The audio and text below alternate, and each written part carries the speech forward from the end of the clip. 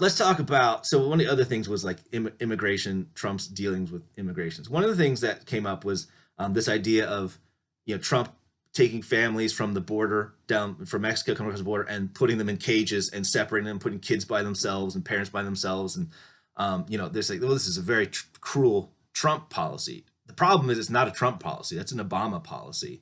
The Obama administration is one that actually built a lot of those cages, and they developed the policy to separate kids from the adults that they're with. Let's put it that way. And this is the other thing. It's like we're supposed to take the moral indignation of people very seriously for this, but like why did nobody care when this was Obama doing this and this was Obama's idea? Why all of a sudden is there this big outrage? And it's not. I mean, basically what it is the Democrats just kind of coming up with a form of attack. The media just parrots it, and then people just, oh, this is what I heard. He's just separating kids from their parents, and that's terrible, and so we should hate him for it. Um, Even though this policy's been going on for a long time, and here's the other part of it too. There's a reason that they're separating them. Okay, it's not because they want to be cruel to these kids or to these parents. That's not it at all. The problem is that a lot of these kids are being trafficked. Okay, and what happens? You may have heard the term coyote.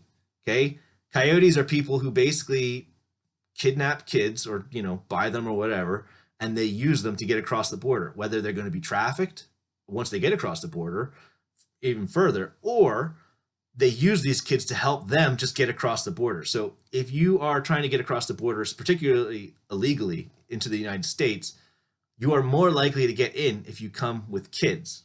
Okay, and so what's happening is kids are being like abducted and sold and saying, hey, you were trying to get across the border, take little Pedro with you and you'll have a better chance of getting across. Like that's literally happening. Okay, now the point of separating them is so that we can kind of identify where that's happening, because obviously if you have an adult here who's threatening your life saying, listen kid, you better follow along or I'm going to kill you, you're probably going to follow along. If they're literally right next to you the whole time, you're going to say what they want you to say, all of that stuff. But if you can create some separation, you're more likely to try to get the real story of what's going on. Like, hey, is this really your parents? Okay, if they're your parents, you should be able to tell us some details. Well, let's go. Tell me some details. And if they can't, that's a huge red flag. And so yeah, this is actually a policy I actually agree with in the grand scheme of things, because it actually helps kids to get out of trafficking situations. That's serious. Now, you can make the argument that maybe we should make these cages, okay, a little bit nicer. I get it. I mean, we can't listen. If we could put everybody up at the Ritz Carlton, we would, right? It's just that it's not super cost effective. And so that's part of the issue here. We're having all these people come across the border, and we're trying to find ways. How do we detain them until we can process them and find out, whether they actually are fleeing something or whether they just are trying to get across the border. The question is, how do we do that in a way that's cost effective, sanitary as well, okay, effective in that way, yeah, and just makes sense in general. Again, could we make them a little more hospitable?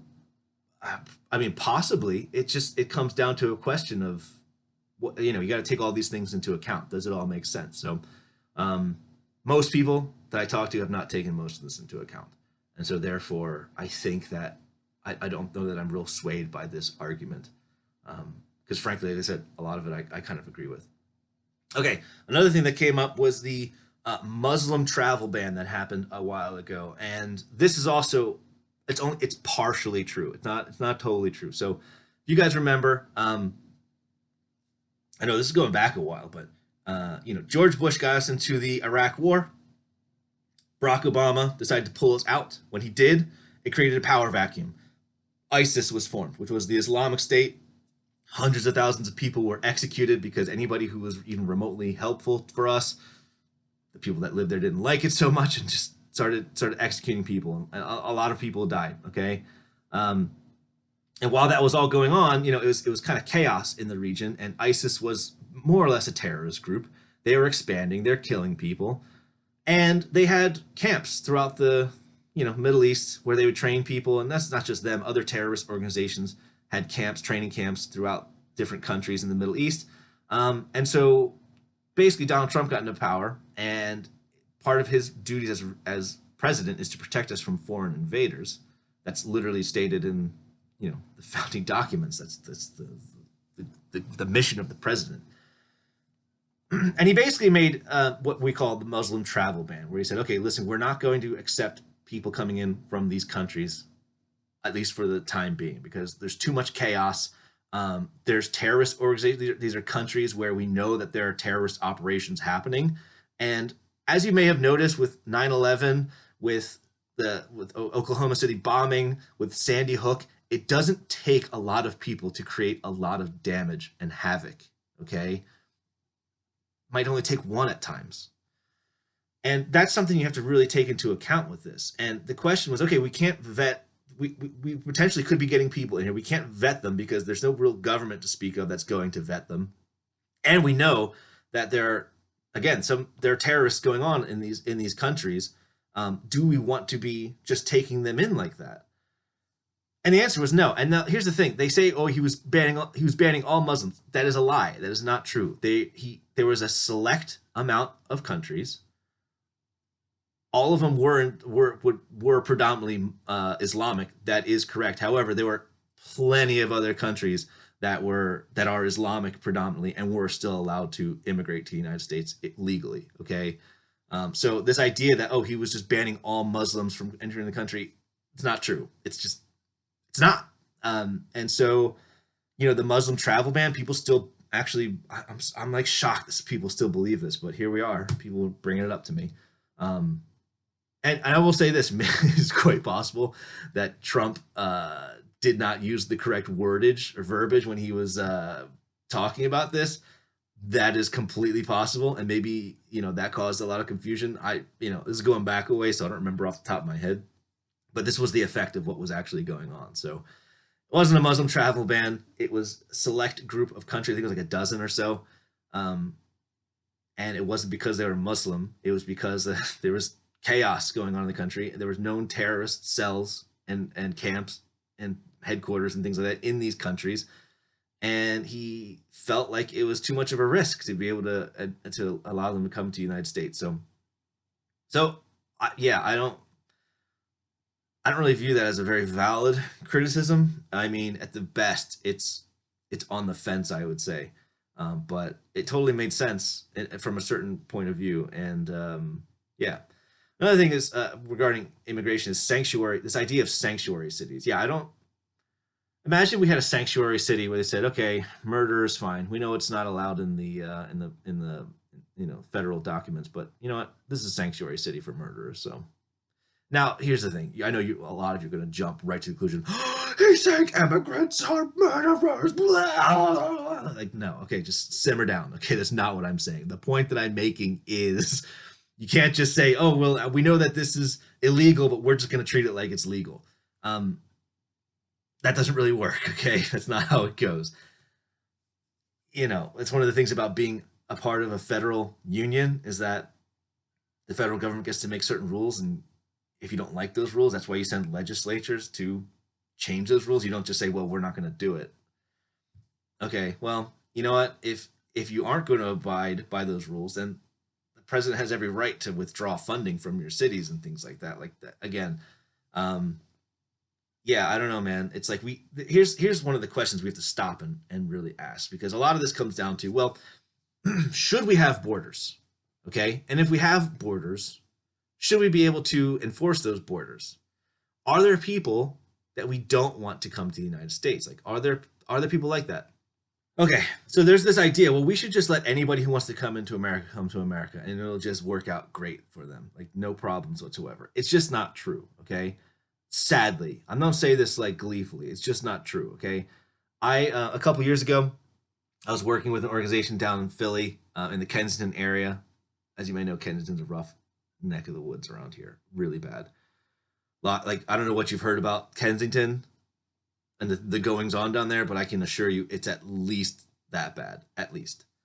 So I was talking to one of the guys that was with us, and he was talking about, yeah, we don't really know what's going on. We're getting this influx of people from Puerto Rico. They're just being told, yeah, just get here's a ticket, get yourself to America. They're coming to Philly. But the problem is they're getting there and then they have nowhere to go. They don't know anybody. They don't know how to speak English. They're just showing up. And he's saying, yeah, these people are just showing up. They can't get jobs. They don't know what to do. They have no money. They have no connections. And what happens? Well, they get hooked on drugs. And then oftentimes they start selling drugs so they can keep up their drug habit. And he's like, yeah, and it's not good. It's not a good situation. Now, this is an instance where, yeah, if you just take people from another country and just plop them into your country, it's not good for anybody because now not only are their own lives messed up, but now they're causing problems for the area where they're again either selling drugs, using drugs. Maybe they get caught. Like, this is the thing: drug addicts will do a lot of crazy stuff, especially when it comes to heroin. They'll start stealing. They'll start damaging property. They'll start killing people potentially. I mean, I'm saying that's not the case for all of them, obviously. But when people get desperate and their brains like I've been so rewired and not thinking correctly, it leads to some dark places, man. So it's not good.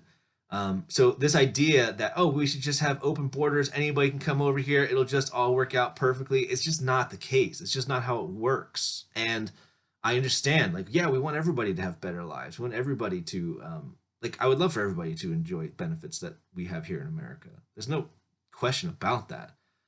But I also recognize that just taking people and plopping them here, it's also not a great idea. It goes really badly sometimes, a lot of the time, as a matter of fact. That's why we have a legal process. Not only because we want to make sure that we're not letting, terrorists into our country, but to also make sure, hey, if you're coming to America, like we want you to be a productive citizen. We want you to enjoy the benefits of America, but it's going to take some things. And that's why we require you have to have a sponsor. You have to know the language. There's a bunch of things that you need to have in place. You have to have a place to stay, stuff like that. It's basic, very basic stuff. And that's good. It's not bad. It's a good thing. So I think the left side, has this desire. I don't know, man. It just doesn't make any sense. Like I understand the desire to try to help people, but you actually have to be able to. You have to actually help them.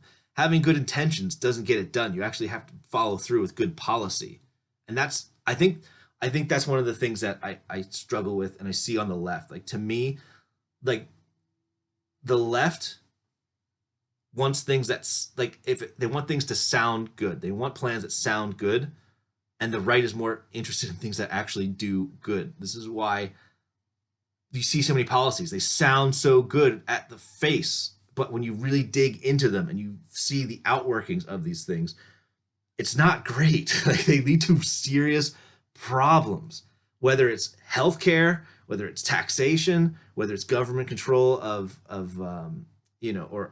influence on private businesses and things like that, whether it's the welfare state. These all have negative consequences that just get completely ignored, like they don't even happen. But they're happening, and people suffer because of it. But they sound so good, out the gate.